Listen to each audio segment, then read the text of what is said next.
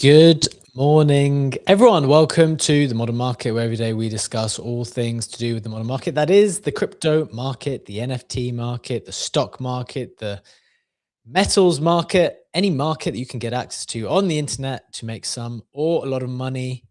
Hopefully, load up discussion today. We have the stock market moving higher as Trump cancels the EU tariffs and reaches a framework for a deal for Greenland, though he did not specify what that meant as of yet. White whale surges 100% in the last 24 hours back to the $58 million FDV, the meme coin that kicked off this latest run across some of the more speculative tokens. And finally, Solana phone token Seeker went up 250% post airdrop. It's now at a 400 mil FDV. I think it came out at like 60 or something like that. 60 or 70, went up to 100 yesterday and now up even more. So been absolutely printing, and good to see some airdrops come out and actually be worth something. We're going to be discussing all of that, as well as discussing some of the opportunities we're seeing.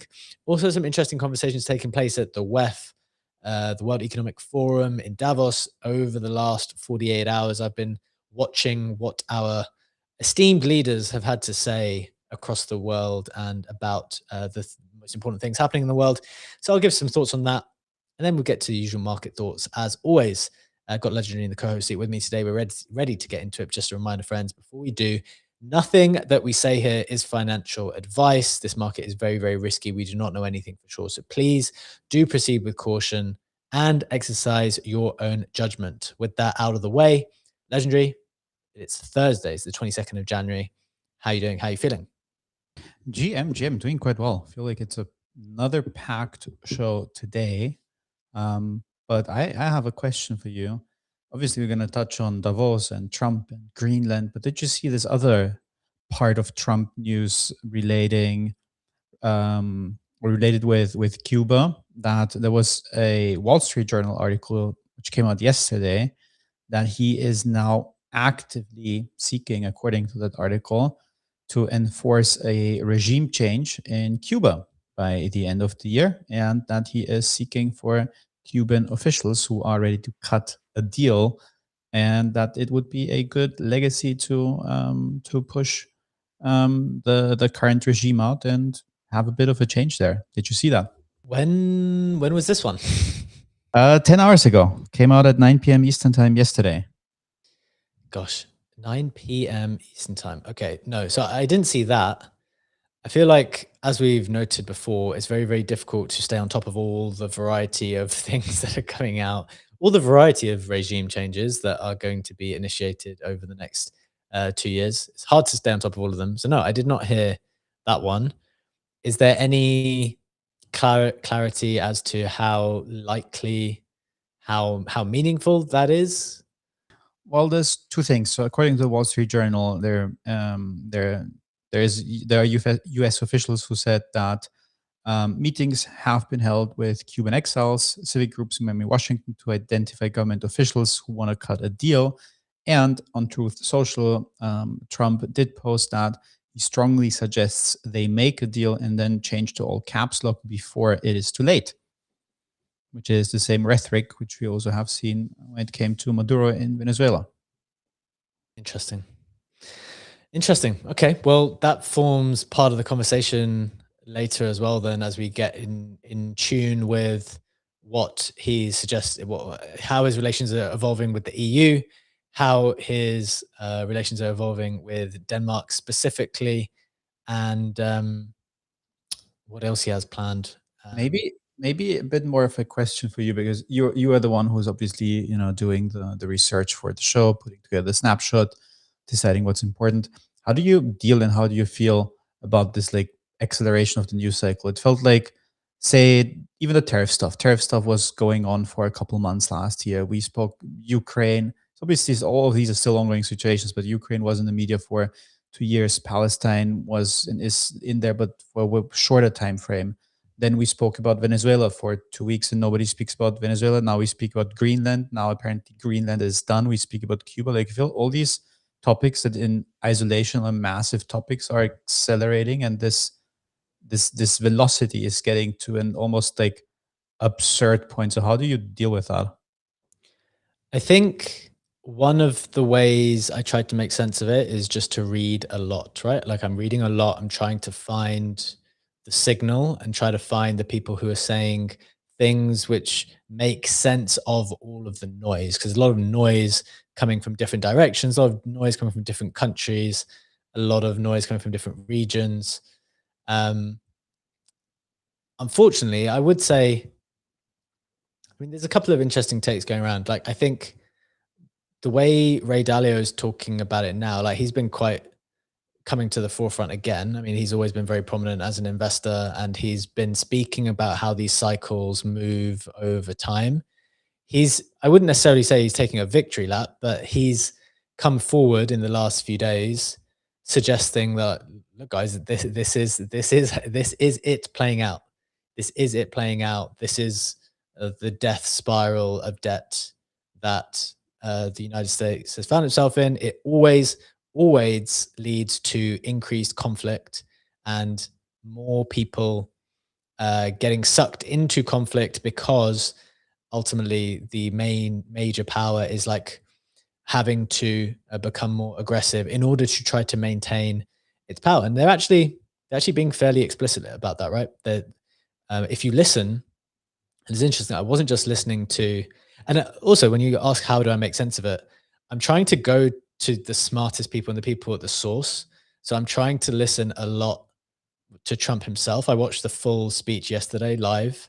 I watched um, Lutnick's. I've been watching Lutnick's interviews in full. I also watched Ken Griffin, CEO of Citadel, biggest hedge, one of the, well, maybe the biggest hedge fund and the biggest market maker in the US. He gave 2 interviews at the World Economic Forum yesterday. I recommend you watch. I can't remember the one that isn't the Bloomberg one. No shade to Bloomberg. I think they're fine for other stuff. I thought the Bloomberg one was fine. I watched him for like 20 minutes there, and I also watched his other one. Sorry, I don't know which institute. It was done by The Economist. The Economist Ken Griffin one. Just trying to get these people's views. They're asking them not only on their core business, but they're asking them about what they think about Trump's policy on immigration, on inflation, like how they're addressing it. What do you think about what he's doing with the Fed? What do you think about this more aggressive tone that he's striking? What do you think about tariffs? To be honest, there's a lot of people online just saying random stuff all the time, particularly in our corner of the internet. So it's actually quite helpful to listen to some of the far more sophisticated, experienced investors and like participants in the market. I also listened to Jamie Dimon talk for 20, 30 minutes, CEO of, which one is it? Which bank is Dimon? JP Morgan. JP Morgan, that's the one. I was going to say Barclays for some reason. JP Morgan. And then I also listened to, there was a very interesting conversation between Daria from Anthropic with, is it Demis from Google, DeepMind? They did like a joint interview. And it was interesting hearing Ken Griffin's take on AI, which was something like, of course, they have to sell you this idea that all these people are going to lose their jobs because they're having to justify like $500 billion of capex spend on all of these data centers. And so in his opinion, it's like a bit of a hype situation. It's and so, you know, it was an interesting counterbalance to hear that. Although I did see something about online about him being deeply invested in the data center. So in the end, you don't know how much of this stuff is being said for public versus, you know, check people's wallets, I think is always, or their investment balance sheets to really get to the truth of what they think. So to answer your question, to try to make sense of like this type of very aggressively changing world, and volatile politically, geopolitically, the answer is for me to like try to go to the source and listen to the people talk. I think in general, the media do a pretty bad job of sensationalizing and creating headlines out of things. And there were multiple times in those interviews where, whether it was Jamie Dimon or whether it was Ken Griffin, saying like, it's not as binary as you want it to be. Like, stop, you keep asking me these questions. You're trying to lead me to say something like inflammatory. And the reality is different. Like the reality of my take is different. So that's what I would say. I'd say go to the source, listen to these people talk. It's actually really, it's very nice. And again, this will be kind of disparaging in some way, but I've said it before. Now that I've started to look at other asset classes and read on other asset classes, when you start to listen to these very, very elite leaders talk, it only reminds you more of uh, how, what's the way to say this? How uh, disappointing. Uh, it reminds you of how weak our corner of the internet is in terms of um, intellectual rigor in whether it comes to investing or whether it comes to thinking through like the stuff that people talk about when it comes to evaluating the things that we've been doing has not been of the highest standard, I think. And it's just interesting and fun and a good exercise to go and listen to these people talk properly with proper informed takes. And look, it doesn't mean that they're right necessarily either. And I'm sure they've got their biases, but I found that very, very helpful. So hopefully that's a helpful answer, Ledge. What do you think? Yeah, very very helpful answer. I think the way that I would have initially answered it for myself is also if you go through the media and try to get a reading on more complex situations, to read like as many diverse things as you can. Read, I don't know, Russia Ukraine conflict, try to get Russian media, Ukrainian media, European, US, Asian, whatever, see how different sides are reporting on.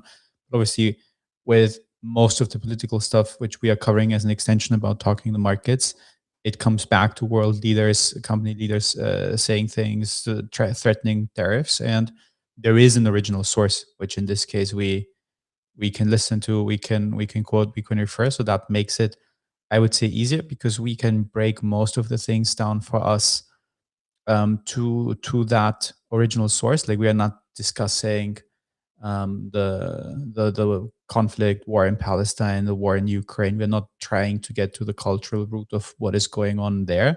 We're like looking at it from the market dynamic, and I feel like that makes it easier because it actually gives you exactly this opportunity, which you said, is to just go to the original source and listen to that. Yeah. I mean, one thing we talking about, like trying to get to the market dynamic of it, right? We have said you want to try to align, listen very carefully to what they say, and they just tell you the stocks that they like. They tell you the things, and they've just ripped. So, I don't know if you can just pull up the Intel chart at the moment, Ledge. Like, remember I was talking about Intel Give me a one while ago. I put on a pretty big position, to be honest, in Intel. I went in and I had a leverage position from $39, which I sold at like 44 because, frankly, um, it's pretty expensive to hold these positions over a weekend, which I learned. Um, and I had that was like a nice small win. And then I bought a sizable spot position from, I think, 41, 42. It's up to 54. It's up 11% on the day yesterday. And it is, um, I was in from the early 40s. From that point, the Trump administration took a stake in Intel at 20, 21, 20, 20, 21 or something like that. And it just feels like one of these things where, by the way, so as the market was like correcting and things were getting volatile again, and as I lost some money on some other stuff, I was like, let me cash this off. This is how I do things generally. I'm like, I'm going to go risk off here now. I'm going to take my win. So I had a sizable position on this from 41, maybe. Sold it maybe 48, 49. And then it's gone up another 10% since I exited. Um, but this is one of those perfect examples where I think if you listen carefully to what they say, and look, I actually don't, maybe Intel could go higher here. I don't know. I might re-enter. I'm going to kind of reassess maybe over the weekend and check what the portfolio situation is.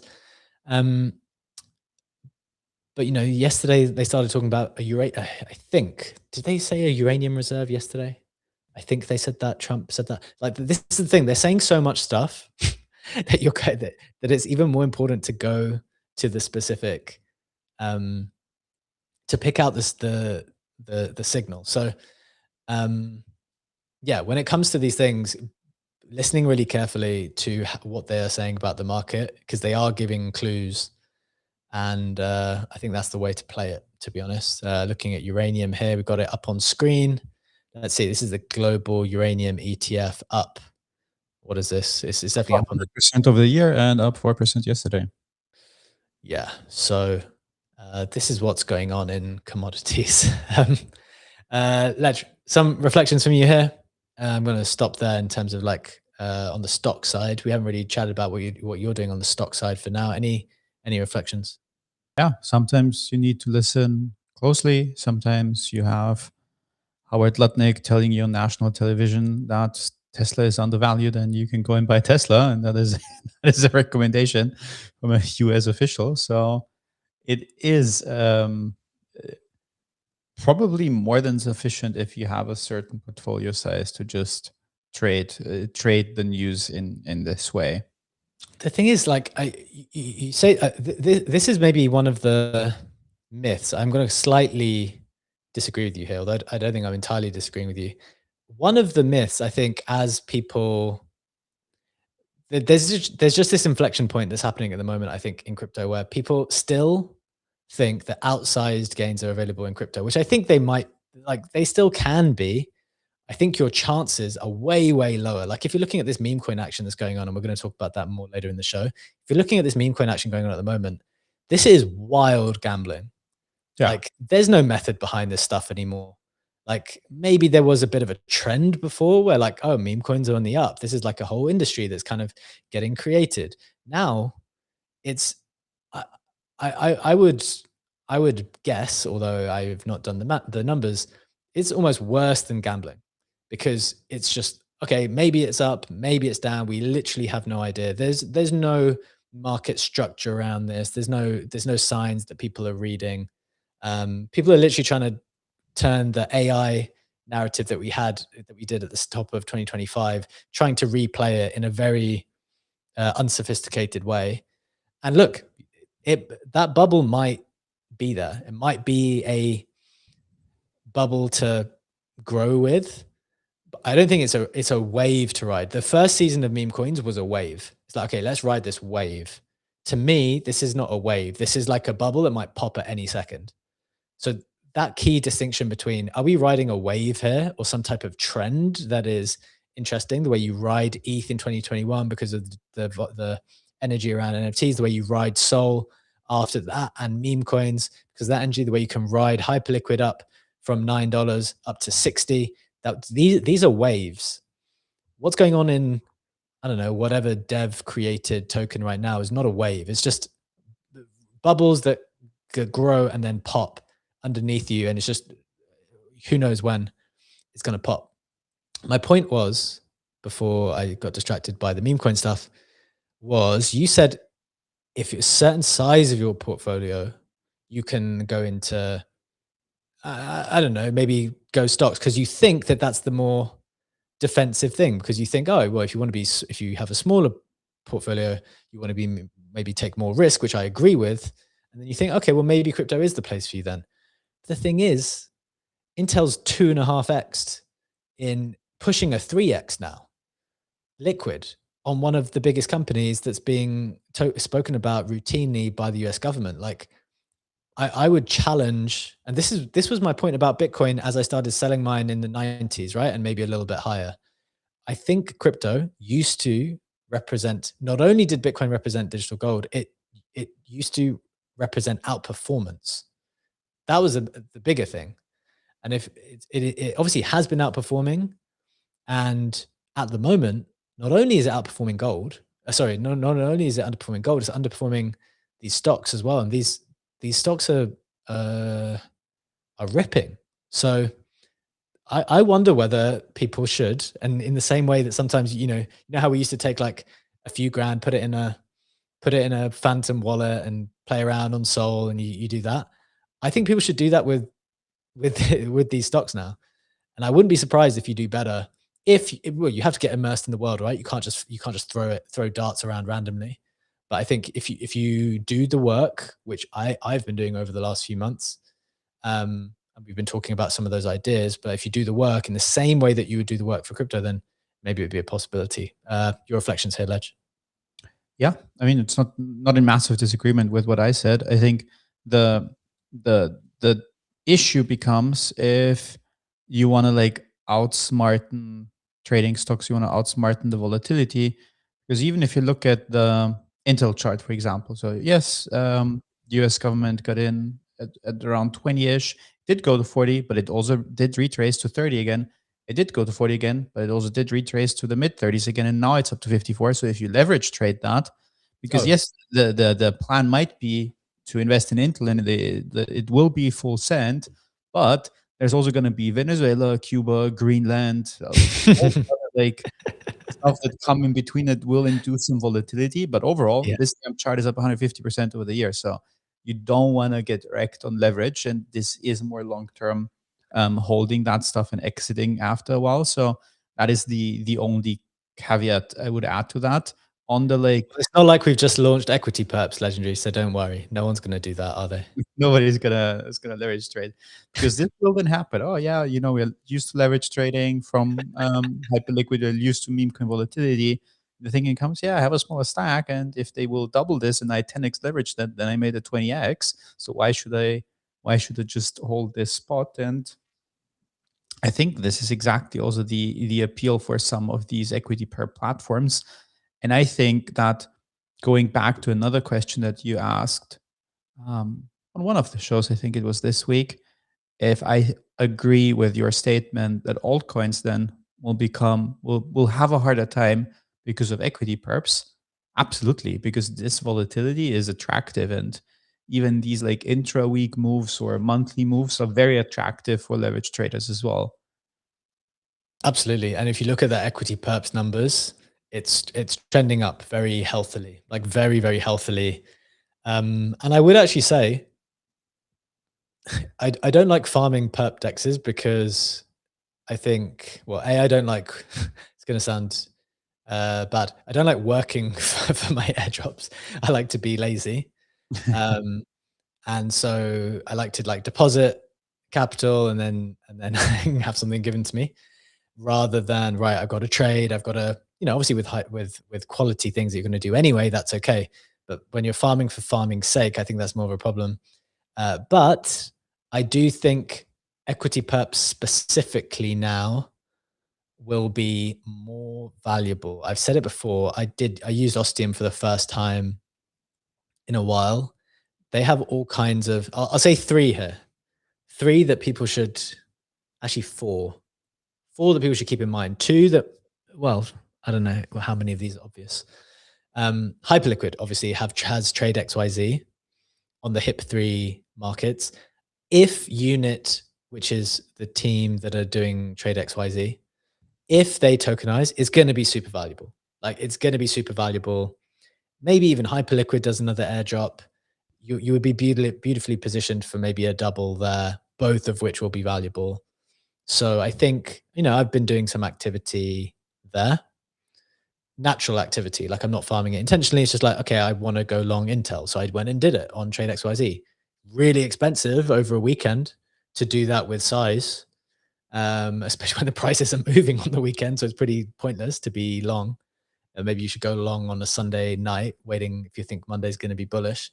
So you got Trader XYZ / Hyperliquid, Ostium. No one talks about Ostium on the timeline. I'm almost certain that is because people think it's going to be super valuable, and that's why they don't want to share their points. So I used that the first time. I think I longed copper, and then I just closed it out because I didn't want to monitor it.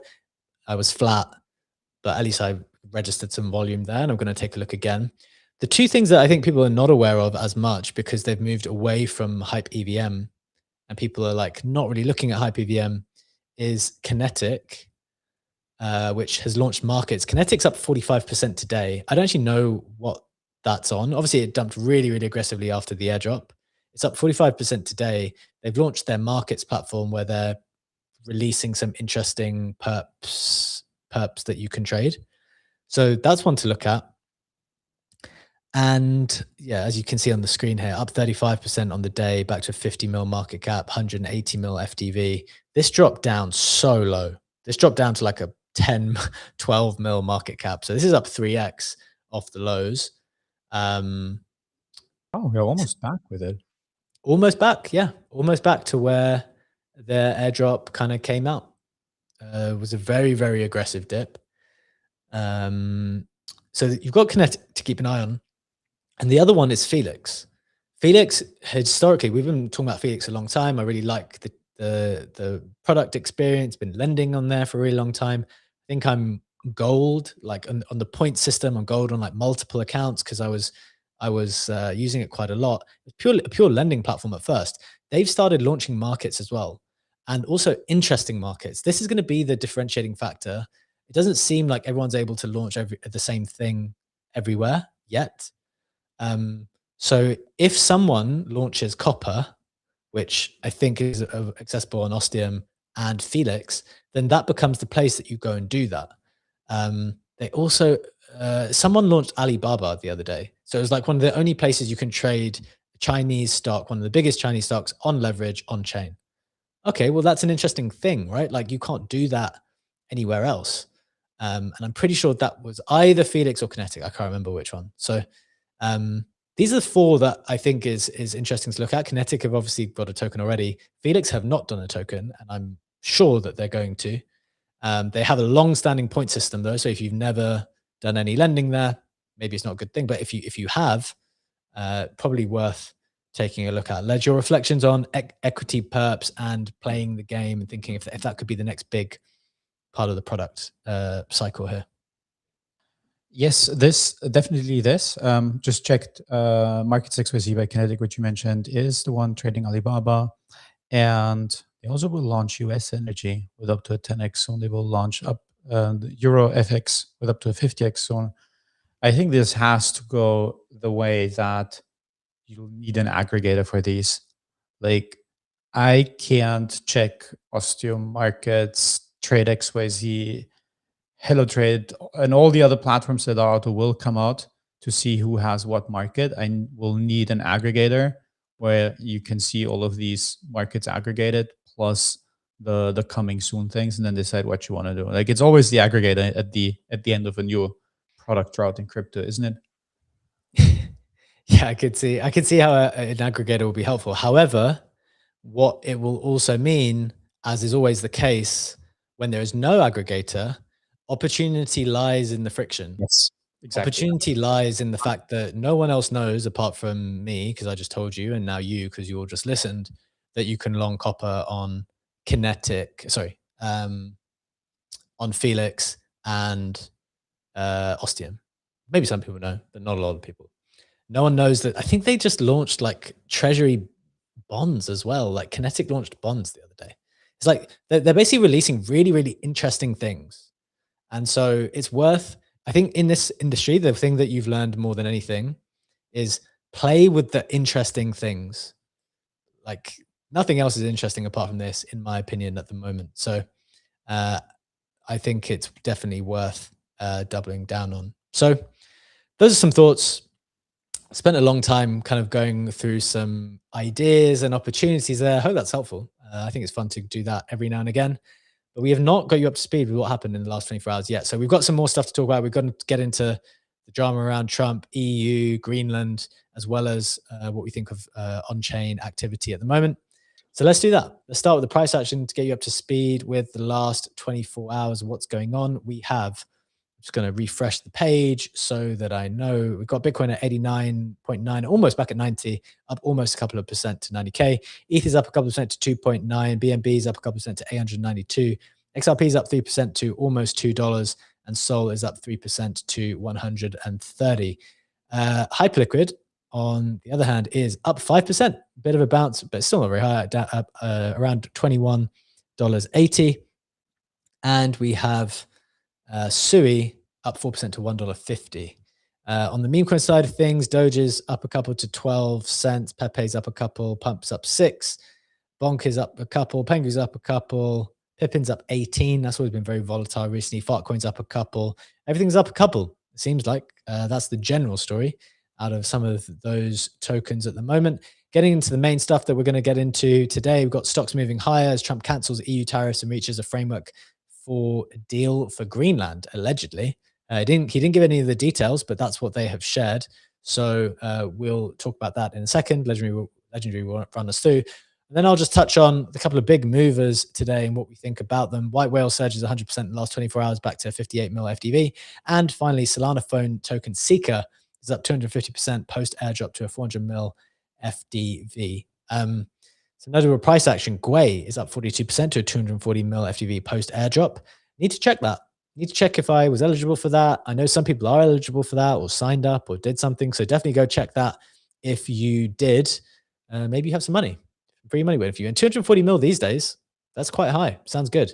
Else is up 50% to 240 mil as well. Kinetic's up 46% to 186 mil.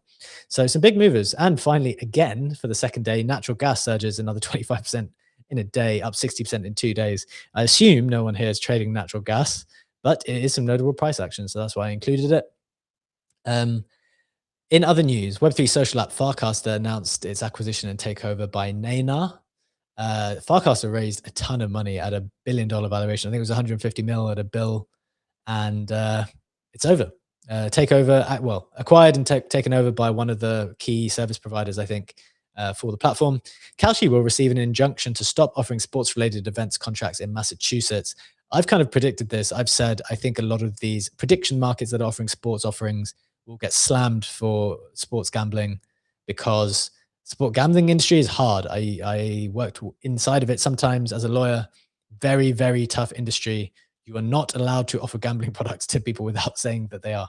Ondo launches on Solana, making 200 plus tokenized stocks and ETFs available on Sol. That's pretty cool. Justin Sun invests $8 million in River DeFi project. Crypto custodian BitGo is announcing its IPO at $18 per share. It's going to start trading today, valuing it at around a $2 billion valuation. So definitely interested to see where that trades because we want to know how these crypto companies are IPOing. Sentient AGI announces its TGE for tomorrow. That was a cool kind of crypto AI tool. Ralph token has sold off aggressively from 50 mil to 8 mil after Dev sells their tokens. And then finally, on the raise front, we had Trove doing a pretty poor raise the other day. Space conducted a raise for 2.5 million, or that's what they said. They allowed 20 million in deposits and then chose to keep 14 million. So I think it's one of those things where you're allowed to over deposit and then you expect your kind of the delta to be given back to you. And they just decided, no, we're actually just going to keep your money. And apparently that was allowed in their terms and conditions because they said we'll decide after or something. So pretty ludicrous stuff going on in space, not unsurprising. And that's your roundup for the day. To get you guys up to speed, Ledge, before we get in to the headlines specifically, is there anything catching your attention here? Quite a few things, quite a few quick comments. Space race, it's not the first time. Got to read the terms with that, especially when you think it's highly oversubscribed and you commit more money to it than you want to put in, and then they have the ability to extend beyond their initial raise, which is not a new structure. So that is something to keep in mind. The other thing I wanted to touch on is from the price action, natural gas surging. I think it's up even more now. It's up 75% in the last 3 days, which is the highest increase that we have seen in history of natural gas. It's also to do with the cold wave, which we're seeing in the United States. And I think it's 60% of households in the US which are using natural gas for heating. So future prices up because everyone's expecting that there will be more demand to heat your homes, hence this massive increase in price. And then the last thing that I also quickly want to comment on is Kalshi. Good. I think that is a good news. I've said it multiple times on the show that if you run a prediction market and you do 95% of your volume on sports betting, then you are a sports betting platform. No matter how you want to frame yourself, you should be treated like one. So it is good to see that this is happening as well. Yeah, just a small amount of clarity on the Kalshi thing. I think this is just one state saying, look, we need to double click on this and you're going to have to stop offering the sports stuff. Who knows whether it's going to get adopted more. I thought that there was another case against them. I'd need to double check. But it's something for me to put a big question mark against them for people to be aware of. If I don't think people necessarily have like huge exposure there. There's no way to invest in Kalshi at the moment, I don't think, other than maybe use the platform. I don't know if they're doing a token or not, because they could foreseeably just, they keep raising from proper companies, they could just they could go public or something. So maybe that would be the route they take. I don't know that these prediction markets, they've got so big that they don't necessarily need to go the crypto route, do they? They could Yeah. just be on the market. So that's interesting. One thing I wanted to bring up, Ledge. Actually, I don't know if you want to do your. I think you were interested in some AI tool Yeah. stuff, and then there was one thing I wanted to say before we get to the main stuff. So yesterday I started to play around with Claude bot, shared that one in the Telegram chat as well. Basically, the thinking here is if you need something from ChatGPT, from Claude, Gemini, you go there, you prompt them, you ask for something, you wait to get a response, and that is not the best way these things could work. So what Claude bot basically does is you run this thing on a Mac Mini, you run it on a VPS on a virtual PC and server, and hook it up to whatever model you want. Ideally, you hook it up to Opus, to Claude's top model, and then you can connect that WhatsApp to Telegram, Discord, Slack, wherever you have your messages. And you can give it as much access to things as you want. Obviously, you copy the repo so that's not running via another server. It's just running on the model that you're hosting. You could host it locally too. And what it means is I now chat with CloudBot in my Telegram, and it can read my calendar, and it can do so many more things. I give it access to a credit card, but you don't need to do any of these things, because what now fundamentally changes is that this is the AI reaching out to you. It's not I go to Gemini and ask Gemini something. It's, oh, it knows that I have something to do today, and it reaches out to me and asks me about that. Or I started a task and I asked it to remind me about maybe it's something that I need to schedule regularly. And obviously, it can use Claude Code. It can use all the other tools in the background. It's running its own PC, its own um, dependency, or the iMac, whatever you gave to it as an environment to live in.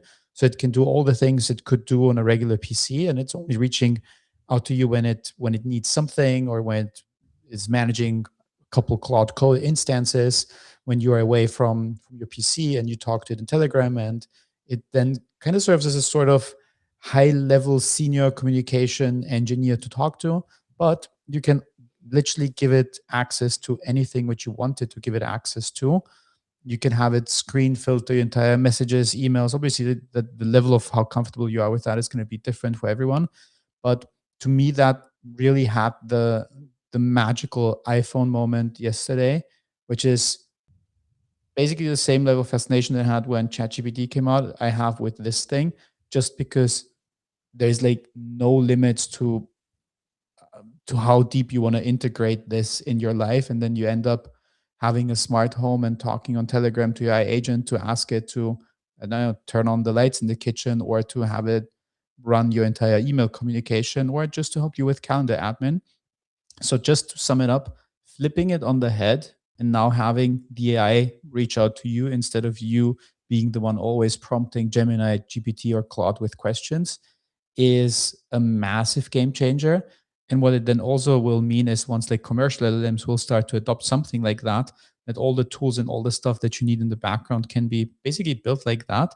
It kind of, I think, will lead into a future where it will reduce the need for apps, because I don't want to check 1,000 apps every day and see what is Aura saying, what is my calendar saying, what is this saying.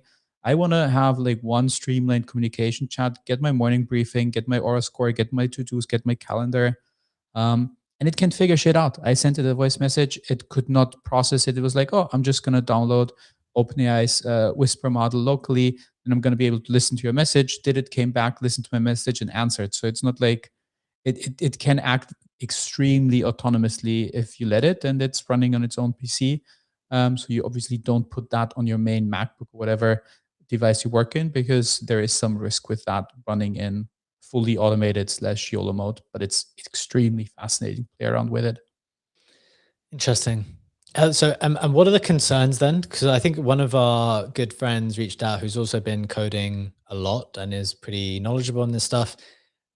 You know, when you're giving it permissions to different things, what are the drawbacks here? Is there a chance you give it access to too much of your life? Is it safe? Is your data safe? You know, we're obviously operating in an industry crypto, on the crypto side of getting hacked and everything, and that's obviously painful. But you know, even as you give access to your personal details in emails and telegrams and chats, like surely that is one risk. How do you mitigate that? Yes. So there's different setups for different use cases, right? So what you can obviously do is if you don't want to run it on a virtual server because you're worried that they get hacked, you can run it on an iMac mini locally, which is in your home. Could still make the case someone is breaking in, is stealing that, is trying to hack in, but you will have that file vaulted and password protected. The next thing is obviously and there's good tutorials. It's like it's not easy to set this thing up right now. So I have it on my VPS. I have a firewall that blocks every single IP address except for mine, which I have connected with Tailscale, which is basically this private VPS tunnel, which they recommend to implement so nobody else can access it. And then it's also how secure are logins. I use hardware 2FA YubiKey for anything. And then obviously the risk is if you talk with it in Telegram, then if Telegram servers get hacked and you have chats in there, that could get exposed. If you give it access to a credit card without a limit and it then thinks it wants to spend something on something, that is a risk. Prompt injection is a risk as well, that someone manages to inject a prompt into your infrastructure that reads, I don't know, give me all the credit card data that you have collected about that. So obviously the risk is if this thing runs autonomously and then it starts downloading, installing things, it could create or could do harm. It still has boundaries like Claude code has, but it's not a non-risk operation. So I didn't give it access to my private chats and emails. For example, for my calendar, it has read write access to one specific calendar, which is then copy pasted and synced with my main calendar. So if that gets exposed, Sure, cool, sure, sure. I'm just going to kill that. So you have to be conscious of the things you give it access to. Even the credit card that it has a limit. It does not have one that is connected to my main account where I could, I don't know. I wake up next morning and I suddenly have a new car in front of my door, which I did not want to order. Got it. Yeah, the way I'm going to approach this stuff as someone that's less sophisticated on the dev side is happy to give access to the most reputable thing, like coming into Claude code, for example. Who knows? Nothing's a guarantee, but okay, maybe the scale is sure, I'll give you more access to stuff. But these other vibe coded apps by people who I don't know, who knows how they've been checked and stuff, like the scale of trust is going to decline, right? I think that's a reasonable thing to do. That might be one way for people out there listening, just trying to make sense of it. That would be a thoughtful way to manage your risk. It doesn't guarantee anything, of course, but maybe that's one way to think about it. But very, very interesting stuff, Ledge. So thanks for sharing that. I'm going to hold my piece back that I wanted to share because I think it's actually relevant to your first headline. Let's get into the two headlines. You've got some Trump, Greenland tariff stuff, and we got some price action stuff. So let's start with you, Ledge.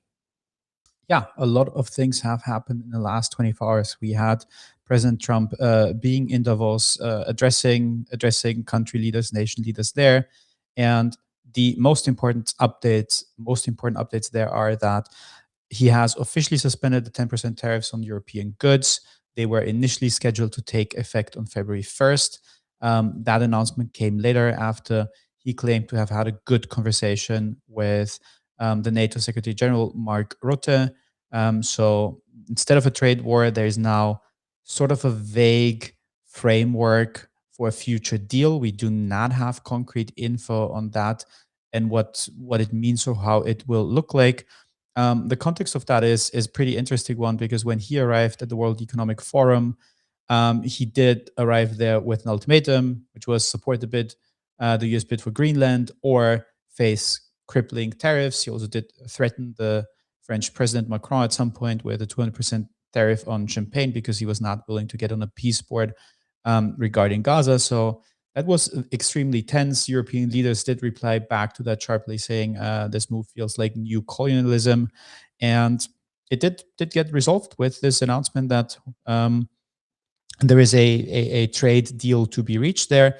An announcement that the markets also have appreciated. The S&P 500 did recover yesterday, up 1.1%. Pre-markets today are also up, but it comes with the caveat that at the same price, gold did not go down on that news. It's basically flat on the day. It's still trading at $4,827, which basically means, okay, for the stock market, we are relieved. There seems to not be this trade war coming anymore. Trump also has specifically made the point that he is ruling out military action against Greenland. But my reading is, because gold did not react to that negatively, is that we still do not trust that announcement 100% fully. We still expect more uncertainty, volatility to come out of that current foreign politics strategy of the US. And for that reason, gold is still a very, very good safe haven and hedge against that. I did say it on the show yesterday. What it basically also means for me is that I wanted to take a step back. I think we did touch on the show as well on the Kobesi playbook, where they clearly outlined threaten on the Sunday, Monday, stock markets crash, in this case Tuesday, because markets were closed on the Monday, then offer some sort of vague hope, then announce a framework for a deal. So this framework is playing out again. Why didn't I trade it? Because I said maybe the Greenland stuff could be bigger. We did not know if this will get resolved at the same place or at the same time. So for me, I still kept on holding on to my stock portfolio, did not trade in and out of that. And at the same time, I'm also holding on to the gold that I have been buying over the last now 1.5 years, and they really ramped up that position, because I do also think that we'll see more stuff, more news like that coming, more volatility. I just mentioned at the top of the show the potential Cuba situation, which would also then shock the markets, and all of things should be good for gold. So my take is just to be a ongoing happy gold holder as a result of that. I like those takes. I think if you zoom slightly further out to the 5-day, you'll see the market did react to it. But the reason why you're saying it hardly reacted to it is because it was hardly a reaction down. So I think yesterday it was at like roughly where it is now, maybe 4,890.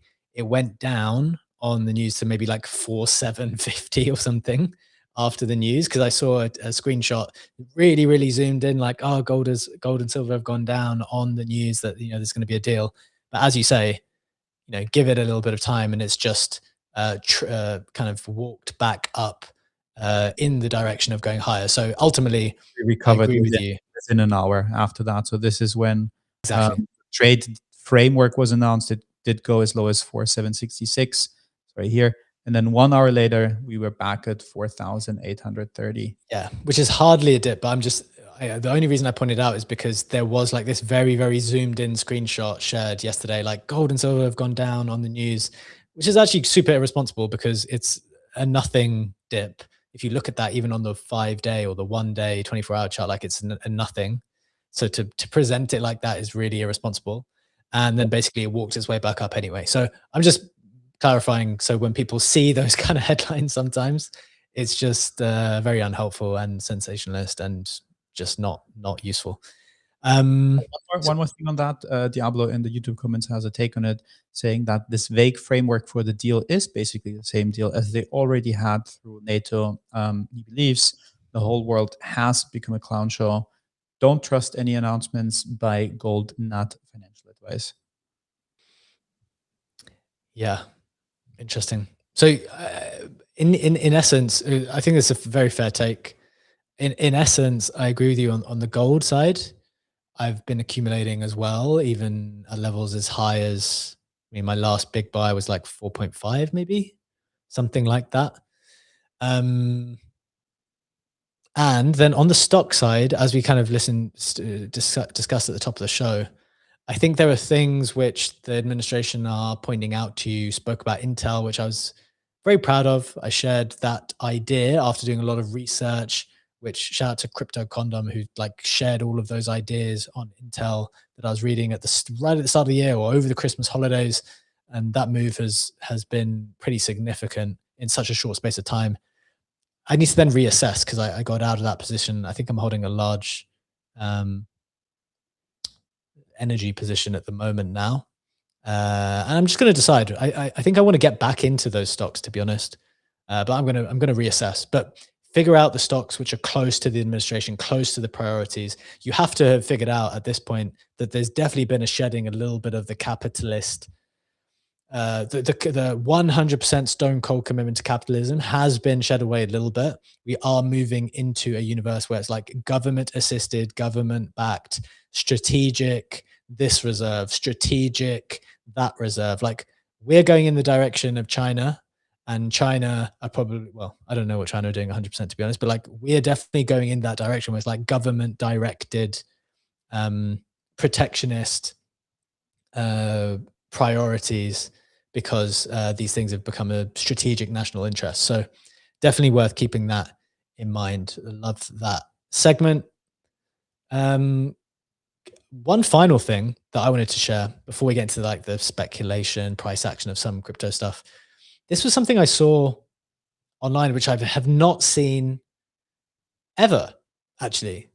I haven't seen something come out of Europe like this, I don't know, in decades. I have not seen this. So this is a tweet which sharing the German Chancellor clip at the World Economic Forum. And by the way, if you missed the show earlier, joined late, go back. I talked about a bunch of different talks that I've been watching in full with business leaders who've been sharing, I think, pretty candid thoughts. I think it's really, really helpful to go and listen to what Ken Griffin has to say, what Jamie Dimon has to say, what all these world leaders have to say about the situation at the moment, because I think you can glean a lot. But this was the German Chancellor, and he admits in this clip, I think it's maybe, should we listen to it, Ledge?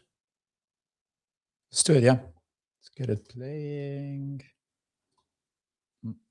Dragging, we are aware of those problems. Both Germany and Europe have wasted incredible potential for growth in recent years by dragging feet on reforms and unnecessarily and excessively curtailing entrepreneurial freedoms and personal responsibility. We are going to change that now. Security and predictability take precedence over excessive regulation and misplaced perfection. We must reduce bureaucracy substantially in Europe. The single market was once created to form the most competitive economic area in the world, but instead, we have become the world champion of overregulation. That has to end. We are aware. So I think this is a super, super interesting clip. I've never heard anyone in Europe admit to what it has been accused of, not only from America, but also just normal people within Europe. Like I am European in my mind. Maybe some people might suggest otherwise. Legendary is European.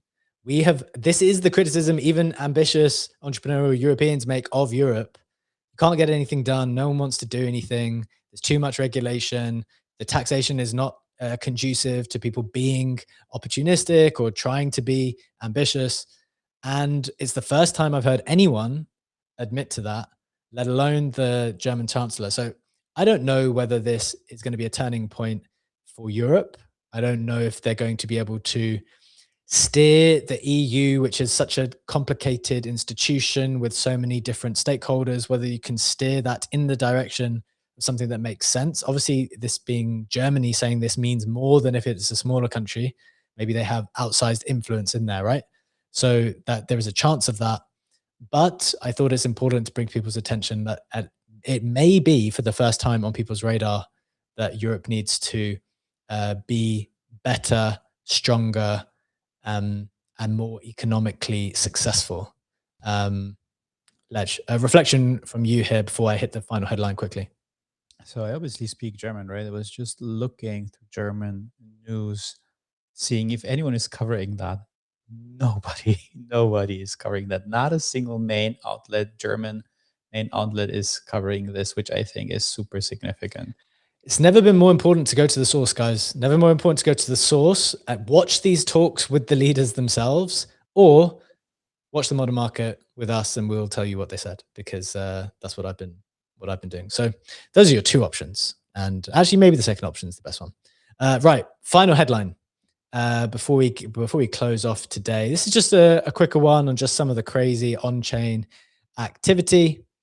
White whale doubled on the tariff news that, things were okay on the tariff side. Maybe Trump took away the tariffs that he was going to put on EU, and some of the on-chain stuff basically went well. As a consequence, White Whale did run up to almost 200 mil. It's retraced a significant amount, went down as low as 20 something mil FTV, as you can see on the chart on screen, has bounced all the way up to, I think, it's almost 60 now when it was sitting at 30. So it's given a good 2x there.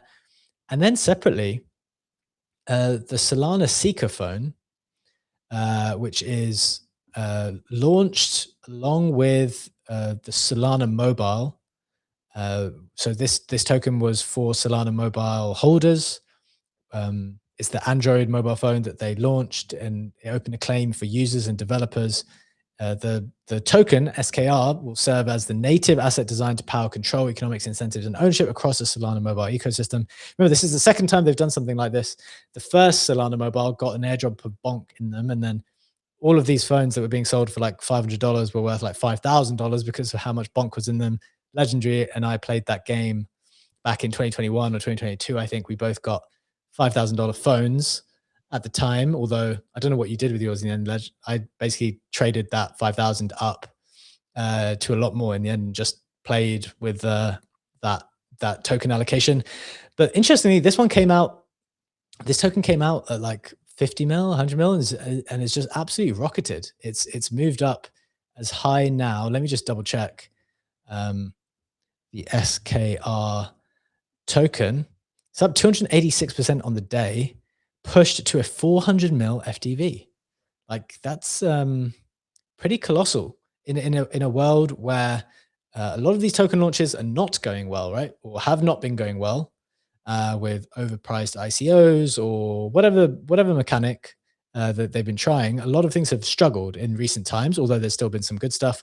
This one, maybe coming a little bit out of the blue, has done very, very well. So these things can happen. These things can happen. Things can be successful at any point in time. So a little bit of hope there, Ledge. Are you feeling a bit hopeful then for on-chain stuff? Seeing this activity, you reading much into it, or is it just business as usual? I would say it's just business as usual. One other thing I want to add, going back to this Mavs clip which you had on deregulation, is a good comment from Adam OC, which I also just verified before, saying that one of the results is Ursula von der Leyen saying that the EU Inc. Was launched at Davos, which is an attempt to break down regulations for startups. You can now register a company in any EU state in just 48 hours online. Also found an article that explained it a bit more. So in any member state, within 48 hours, what they want to, there's going to be a EU registry, a one-stop shop for onboarding and filings. And they also basically want to get rid of people, corporate law hopping, to pick whatever country in the EU serves them best and to have a standardized framework for that. So it seems like there's actually some concrete measures out of this deregulation idea that Merz has shared in Davos. By the way, one thing that should be considered if we could form like a EU bottom, think of how bearish people are on the EU. Like I've said so often how bearish I am on the EU, how bearish I am on the UK. Like if it could just turn and in a context where the dollar, where people are exiting the dollar and looking for other places for their money to go. And in the context, as we discussed Ray Dalio's essay just last week, of how EU equities outperformed, other emerging market equities outperformed, gold obviously outperformed US equities. Like there could be a great play here on European equities if there could be a great play even if they don't turn, because even in last year's environment, the devaluation of the dollar had meant that the US equities went up as much as they could have been. So I think it's something to think about there. But guys, that is our show for today. We hope you had a wonderful show. Hope you enjoyed it. As always, just a reminder, we do this every single day, Monday to Friday, 7 a.m. Eastern time, live on X video, YouTube, and you can catch us on Apple and Spotify podcasts as well. We hope you have a wonderful day. Thank you to my co-host, Legendary, for being with me as always. We'll be back same time, same place tomorrow. Have a wonderful day. Take care. See you on the other side. Bye-bye.